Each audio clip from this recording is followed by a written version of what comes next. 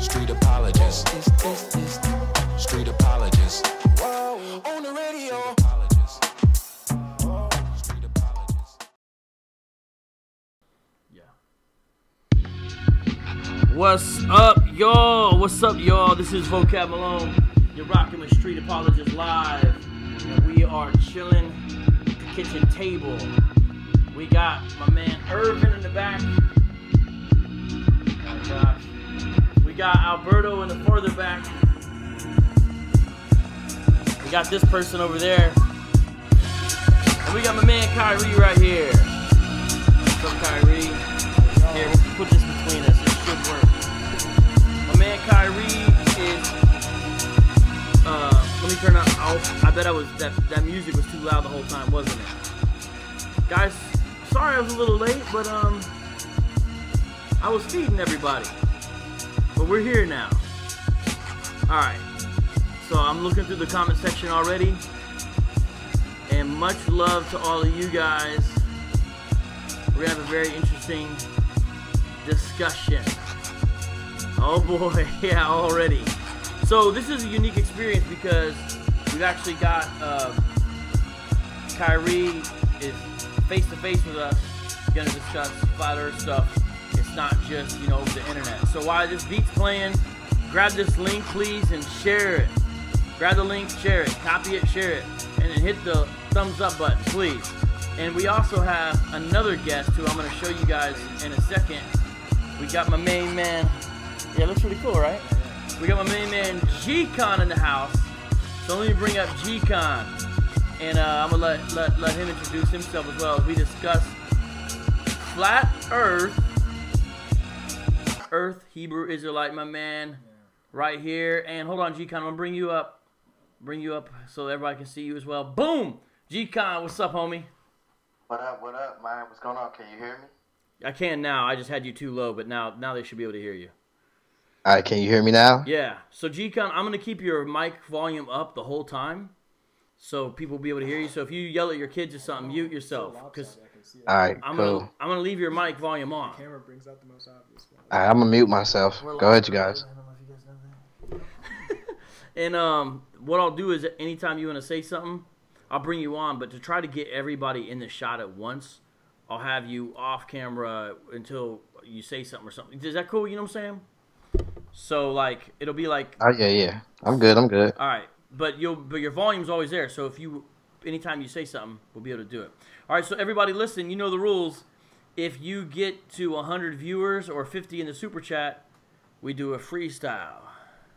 And tonight if we do the freestyle, Irvin will freestyle with me. I'm in there. I'm in. Kyrie, will you freestyle if we get to the freestyle level? You don't want to hear that, man. We just do it for fun. It's not about who's good. It's just for fun. What about would you? For the good of your audience, I decline. The funnier it is, the better it is. I'm not funny. That's the thing. It'd be sad. If it's bad, it's funny. Just consider. I'm just saying. I'm considering. All right. So so here we go. So I'm gonna step back in a second, guys. I'm gonna be looking at the comments in the live chat, and let me tell you one of the purposes of tonight. Okay. One of the purposes tonight is for you to be able to hear flat earth position by somebody who describes it well. And by the way, if hopefully you see me being nice or kind or charitable, it's not because I'm sympathetic to the flat earth position. Just so everyone knows, I'm not leaning flat earth or anything like that. That's not what you told me, bro. Yeah, right, yeah. We strongly disagree on the concept that the Bible teaches flat earth.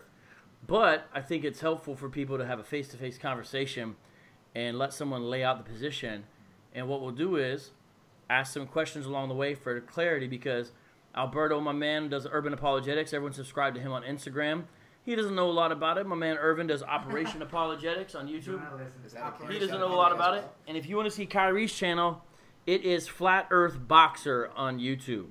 Flat Earth Boxer. And so...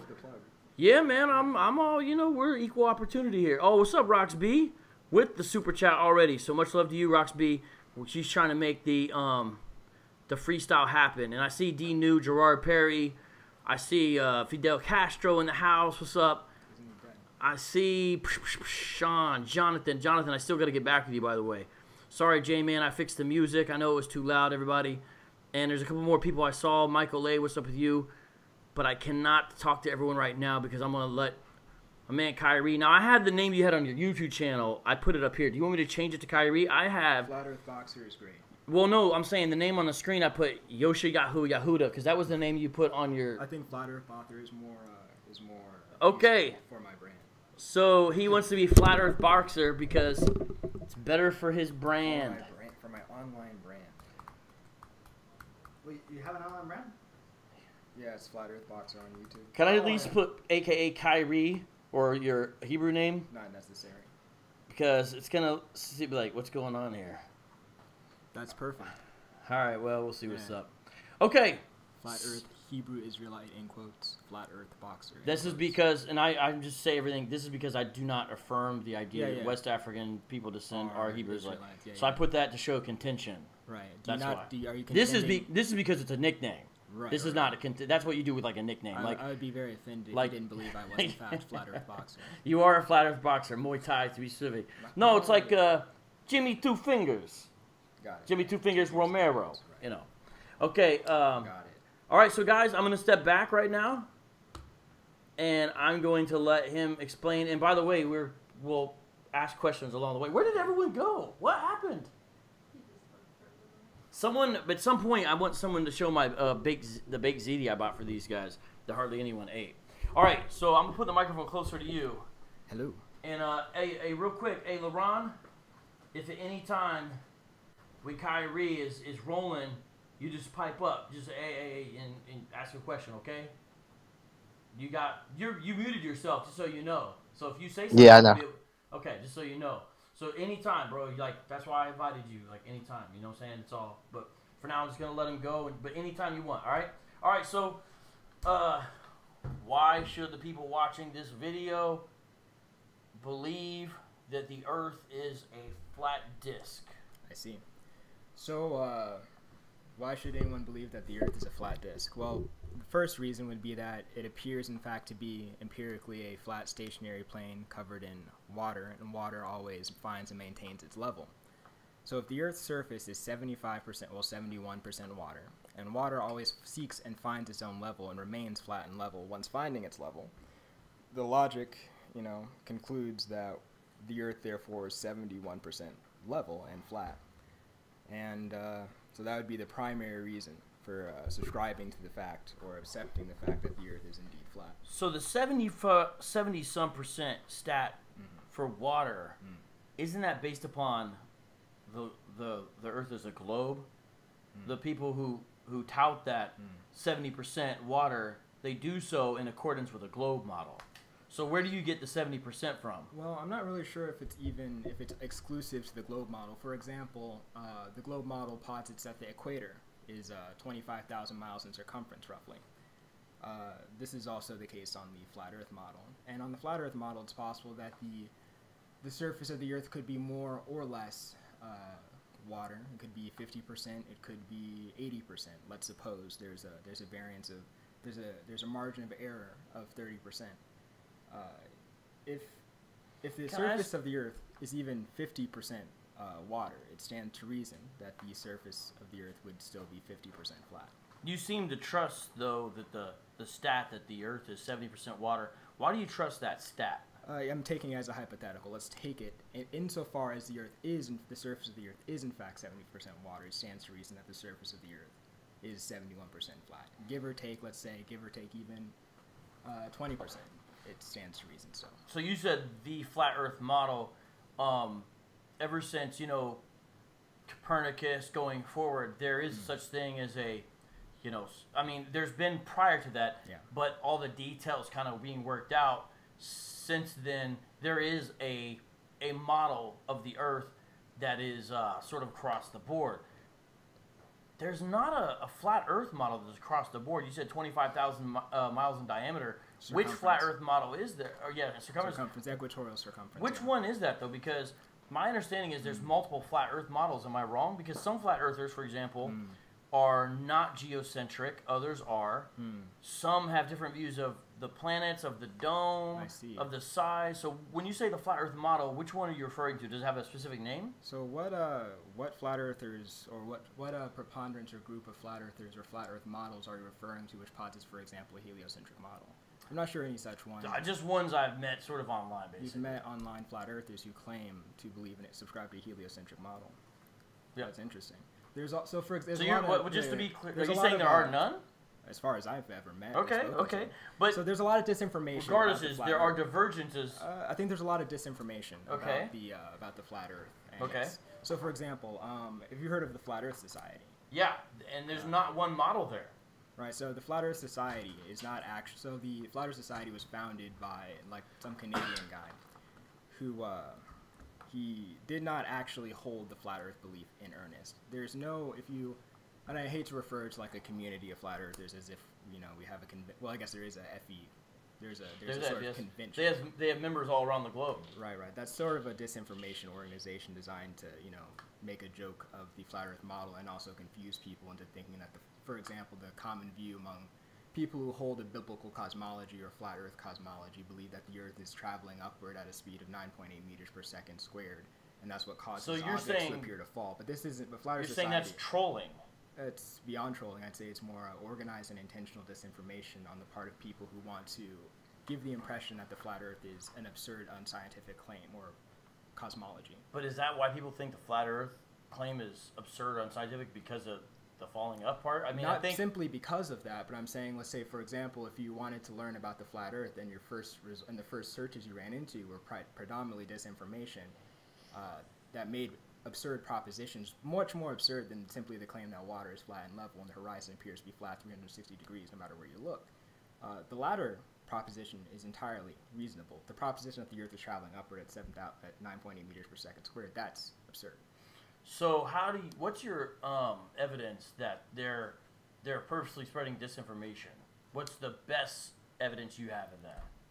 What's my best evidence that the Flat Earth Society is intentionally spreading disinformation? Well, the founder of the Flat Earth Society, he claimed to have gone to the edge of the Earth and had almost fallen off, if not for him finding grabbing onto a pumpkin-sized rock simply before and holding on to that. That prevented him from falling. Why is that unfeasible, though, on a flat Earth model? That story in and of itself. Because I don't think there's any flat Earth or even generally accepted flat Earth model among flat Earthers in which anyone subscribes to the notion that there's an edge or falling off point. Do you believe besides the Flat Earth Society? Do you believe that the UN patrols the borders of the edges of the flat Earth? Not the UN, but it's the Antarctic Treaty Organization, which has authority to arrest people for violating the Antarctic Treaty. Have they ever arrested anybody that got too close to the edge of the Earth? Too close to the Antarctic Treaty border, whatever, like the regulated border, that would be Jarley and Hoy about 2 or 3 years ago. And if people can't really go there, how do we know it exists? Like, how do we know that's the fact? If people have we seen it, the edge, or the end? Could you refine that question a little more? So if the Earth is a flat circular disc, it has edges, right? Mm-hmm. But has anyone ever been there? It has. I'm not proposing that there is in fact an edge. Like there could be, for example, a firmament. What contains the Earth? What contains the habitable Earth? Is it an ice wall before you get to the firmament? Here's G-Con, can you rephrase that real quick? Sorry, go ahead. Is there an ice wall there? I heard some of them have ice wall. It appears to be that Antarctica does have an ice shelf that is between 100 and 200 feet high, and that seems. Now the firmament is the biblical term firmamento that comes from what is it, Jerome's translation, firmamento, which means, what does that mean to you? Because I heard you say firmament there. Are you asking me what firmamento means? Yes. What does firmament means? Because I heard you say firmament. So firmament. Firmament would be beyond Antarctica. The Antarctica wouldn't be a firmament. If there's a firmament, let's say in the ends or edges of the Earth, that firmament would be the sort of solid dome-like structure that would contain the air of the Earth and hold up the water. And right. So is this should exist beyond the Antarctic shelf. Hey, would you Some be able to? unknown distance. I'm so sorry. Could you? Yeah. I'm gonna scoot over. Could you scoot yeah, closer? yeah. A couple people said that they were having a little trouble hearing Yeah, you. that's what should exist beyond the Antarctic shelf. Some unknown distance beyond the shelf. Yeah, a firmament. And so it's a dome like half of an Easter egg, but glass, right? I can't make any claims about its exact material composition, but the Bible seems to describe the dome as, or at least the firmament or the heavens, as having some sort of molten glass type composition. Right. Is there now like is there a scripture where you got that from? Far as like I think is it Job or something like that? That is correct. Right. So do you know what molten glass is and how glass is made? I know very little. Molten glass. But molten if you glass- get to like 1200 degrees, 1300 degrees Celsius, it gets like a sort of red hot. Is that true? Right, and it's made from sand. You make glass from sand. Well, the reason why I'm expressing that is because he says the earth is. I mean, he says the sky is strong as a molten glass, and so when you look at how molten glass is made, and then you also pull up the images of a sunset and a sunrise, looks the same. Like, have you ever seen that before? Have you ever pulled those images up before? I think I understand what you're talking about. Yeah. Right, so when you so to a Hebrew, the cultural context was they knew what molten glass was, and what it is it's if he's saying the sky is strong there, the Hebrew word I believe is shakak, and that word shakak that we see there, reason why he's saying it is strong is because what we see far as the storms, because Job is talking about a violent storm in Job 38, and so he talks about a violent storm in Job 38 and 27. I mean Job 26. And so when you look at it, the violent storm talks about all the plasma, electrical discharges that you see.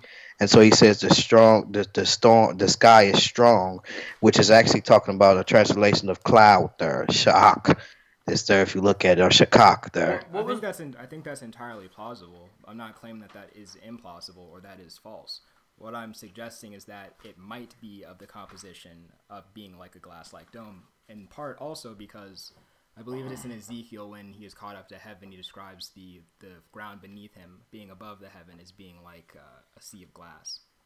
What was the Right, passage but you know- again for the audience? G-Con, I can only see your eyebrows. We can Okay. only see- there you go. What was the passage again, G-Con, for the audience? Job. The passage is Job 28. I mean Job 38, and also I believe it's let me see, it might be farther down. Job Might be 38. 11 and 12. But you're not Yes. sure about the verse? Job 38, and let's check with 11. It might be 11. No, that's not it. You know what? I think I had it in some notes that I had for this. Let me bring Perfect. it Let me up real grab quick and see if I can. Grab it. I think I have the It's passage. 37 and 17 through 18. Okay, yeah, that's it. What is it again? Job 37, 17 through 18. Job 37 and 17. You guys mind if I read that? How thy ahead, bro. garments are warm when he quieteth the earth by the south wind. And that's your storm. Hast thou with him spread out the sky, which is strong and as a molten looking glass. So again, I just want to reiterate. You're saying that could potentially be what? Could you explain that one more time? I think people might have got kind of lost. It could potentially describe the composition of the dome, but I'm not claiming that it, in fact, does. And G-Con, your response would be? It does not. It's when he says molten glass, and you look out how you make molten glass, it has this fiery type of sun-like type of look. Like you can pull up the image, and if you look at the sunrise, and also you look at the sunset, it looks exactly like molten glass on how they make molten glass. So you're saying it's describing the sort of the way the sky looks. Like a The way the red sky sunset. looks, yes. Okay. And so when he talks about the south wind that brings in the storm, so he says it pushes the storm aside and the sun peeks through. He's saying that all in this chapter. And so he says that, once it peeks through, that it looks like a molten glass after the storm. Well, I suppose that's I mean, let's say if I concede that position, let's say that does claim that. Could I do something real quick, guys? Because I'm really If I concerned. concede that point, like, what is that? Does that mean that the firmament does not exist, or simply that that's not referring to the material structure of the firmament? Right. So what it means is this is that Hebrews at one part of time, if you look at it, they thought of it as being solid. Because if you look at the chapter in Job, it says that the waters are held above the firmament or in the clouds, and the clouds do not rent. They don't tear. So what they did was they looked at it as firm or solid because it held up water. And they also called the clouds the windows of heaven. And because they held droplets of bottles of water in it. I see. And so they knew, so that's what they was talking about. So maybe I should understand where you guys are coming from. You guys are claiming that you guys is, so I understand where you guys are coming. Your guys' belief is that the Earth is not flat, clearly, right? Yeah. Okay, and that you guys subscribe to it. You're all heliocentrists. Yes. Okay. The sun is in the middle of our solar system. Fair enough. And I think in that case there should also be clearing of the Earth, because I don't want to be presumptuous and think that like I understand where you guys are coming from. Right. So for example, I've articulated why I think that biblically, to some degree, like even just empirically, why I think that, let's say, water is flat and level, and that has something to do with the shape of the Earth. Why do you subscribe to a heliocentric globe model? Well, a few reasons, but before we get to that, I'm a little worried the audience didn't actually understand the whole firmament dome point. Okay. Because we'll totally get to that. Sure. But because audience, we were talking about a flat Earth model, and if you noticed, the discussion went into firmament and about a golden dome or something, or metallic dome, solid dome, perhaps. I've made no right. Like what I say, I've made no definite claims about either the material structure or any of the material composition of the dome, but only made a proposition about its possible composition on the basis of the Book of Job. Right. So I guess I'm worried that people don't understand how the dome fits in with the flat Earth. Could you explain that real quick? You see what I'm saying? We jumped, right. And imagine someone having no experience. Well, we jumped from the dome to its possible material composition, and that the verse in which one might cite in order to make a claim about its composition. Right. We went into that for like... Could you explain the dome, though? Because people are like, wait, I thought we were talking about a flat Earth. What's the dome have to do with it? Right, so if you look up the word firmament, for example, on Wikipedia... Rakia. Or just on Wikipedia, for example, or... No, I'm saying the word is rakia. In Hebrew, yeah. That's what I was saying. Rakia. Or if you look up the word firmament, which is derivative in the King James version of the word, firmamento or something. Firmament... in those sources, it's at least in Wikipedia or on Google Images or really or biblical cosmology. It says that the firmament is a solid dome. It is conceived of as a vast solid dome above the earth, and that's what the word firmament, according to my interpretation of the scripture and what the sky appears to be made of, or shaped like a dome. And a firmament, it would be a dome-like structure above the surface of a flat earth. So within that, so everyone understands part of the discussion is that there's the flat Earth, but then there's a potentially a dome of some sort above it, and so that's where that's coming from. But like my sort of 2 cents into the conversation would be to have to do with what that word could mean or not mean. Yeah, and so, that word there, you probably already looked into this. Sure. It comes from a Hebrew verb that means to flatten something or hammer it out. Hammer out, right. Yeah, to make like a dome out of. Which... Potentially, or it could mean, for example, people who think that the Earth is a globe could mean that means the universe expanding outward. Right, so the stretched out thin aspect is... Because you guys believe in a universe. Yeah, and that's why a lot of modern translations would say expanse. Right. So because it's showing the stretched out nature. And the thing is, the Bible does say he stretched out the heavens. Right. So, but it does say flat earthers, so that should be another thing that's clarified. People who subscribe to a flat Earth cosmology don't believe in an outer space or a vacuum which contains the sun, moon, and stars, and the atmosphere of the Earth, and so on. So, if I could share that verse real quick that I was referring to, everybody, it's Psalm 104:2, who coverest thyself with light as with a garment, who stretches out the heavens like a curtain. To dwell in. Yeah, so the idea would be there that it seems like the idea is like an expanse. It's sort of something stretched out thin there. But he would have a different understanding and a view of it. But it seems like in Genesis, that firmament is described as where birds fly. The birds fly in the heaven. Yeah, but it's... So... One sec. Okay.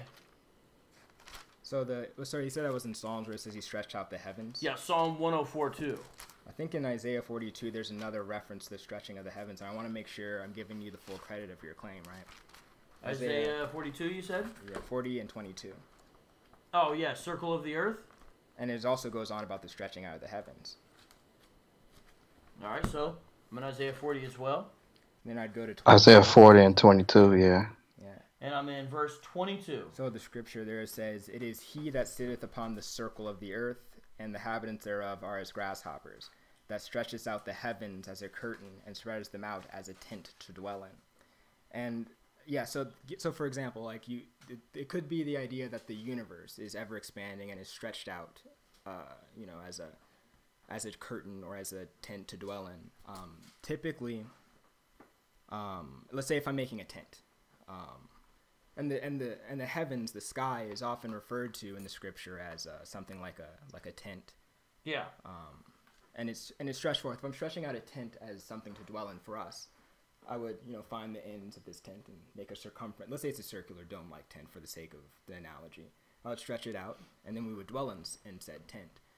That tent, once it's founded in the ends of the habitable area, I wouldn't just keep stretching it infinity. I've stretched it out, and it's stretched out. And that's referenced also, such a stretching is referenced also in Psalms 19 and 1, Well, which happens to be on the gravestone of Werner von Braun. That doesn't prove anything, obviously, but it's... well, but I yeah, think that's the guy who invented rocket science, basically, right?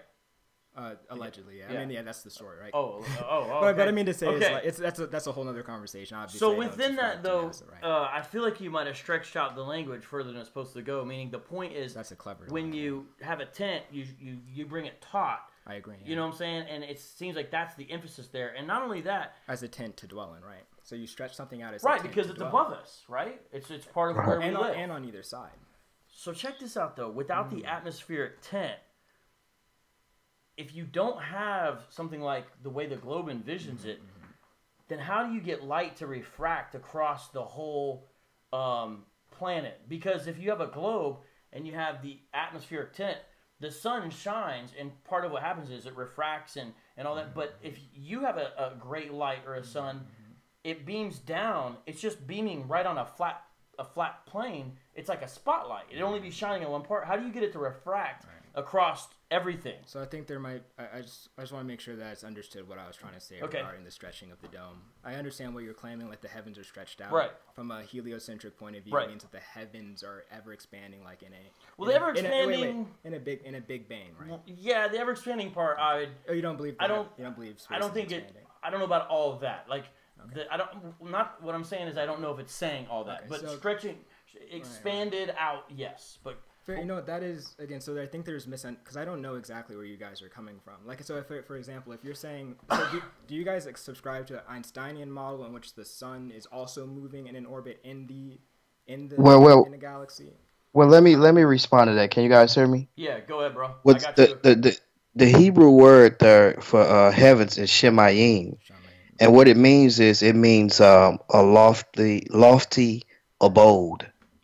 And so what he does is he expands the heavens as a lofty abode, and so he says he stretches them out as a tent to dwell therein, to be dwelt therein. Now, when you look at it, you will say, well, who's in the heavens just dwelling therein? Because someone is definitely dwelling therein, and someone is dwelling also on the earth, and also, but when we look at Revelation chapter 12, look what it says here. It says, this is Revelations 12 and 12. What it says, therefore rejoice, ye heavens, and ye that dwell in them.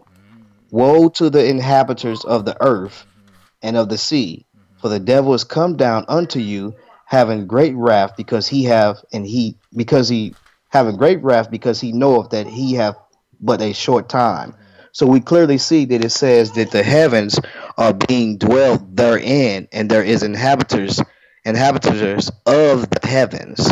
So when you look at when you look at Isaiah 40 and 22, it's basically telling you that he's stretching forth the heavens, or his lofty abode, as a place to be dwelt therein. Yeah. And so that's what we see there. And so to even go farther with that, when we start looking at texts like in the beginning God he called the firmament heaven, it is because he's expanding his lofty abode. In other words, he's extending his family.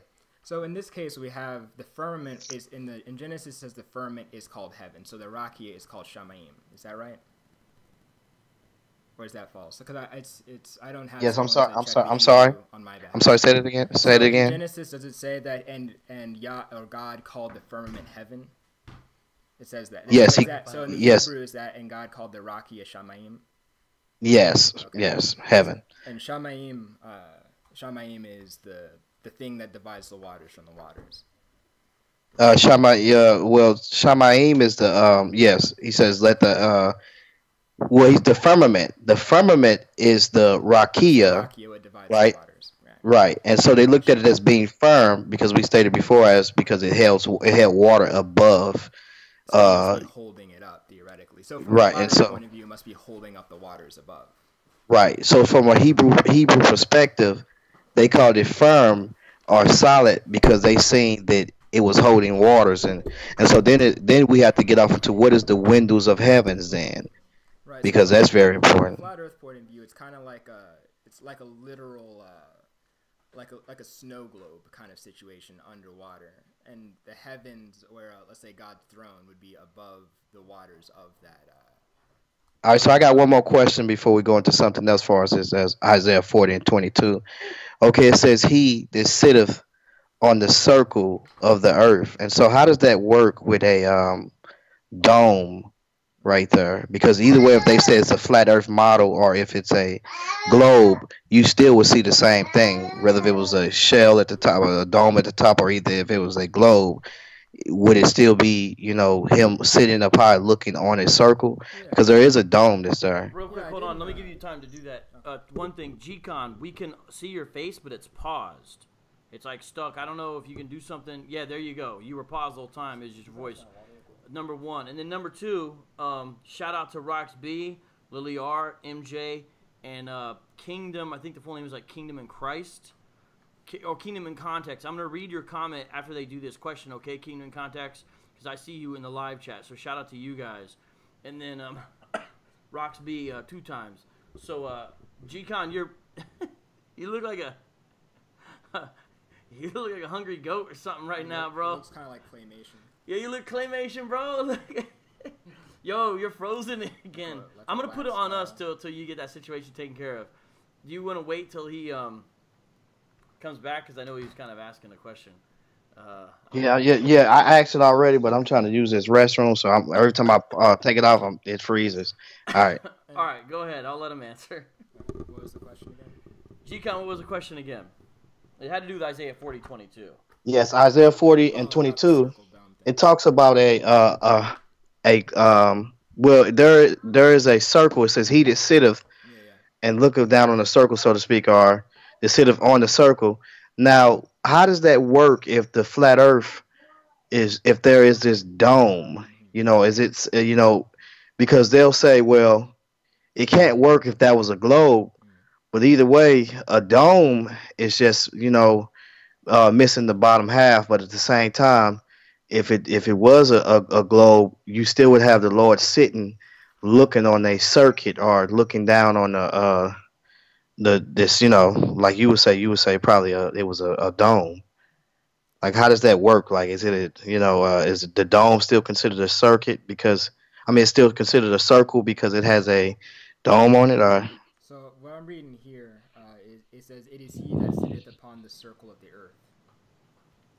So are you asking if the earth is a flat circular plane with a dome above the top? Is it true that he is sitting on a... Right, because he would be sitting on a dome. He wouldn't be sitting on a circle. You see what I'm saying? No, I don't. In other words, if there is a dome, a glass firmament, how flat earthers teach, then he will actually be sitting on he would be sitting on a dome. He wouldn't be sitting on a circle. Would he be sitting above a circle if the earth were a globe? That's what I was saying. Either way it go, like if they say either way it go, I understand your question. So Your answer right. The best that I could answer that is I don't think that the question is that coherent. That's where as regards to the word circle, the Hebrew do you take the Hebrew word chug or hug to mean sphere as well? Well, I take it to mean, yeah, it can mean spirit, but it also means circuit there. It could I mean. believe that he's sitting on it. You say circle. You saying circle or circuit, G-Con? It means circuit there too, as well as circle. It means circuit. It means also spirit. They got spirit translated spirit there, Okay. but it can mean circuit. If you see the word circuit there, if you look in the Strong's. I'm gonna look it up, but it's gonna take a second. Is he that sit upon the circuit of the earth? Right.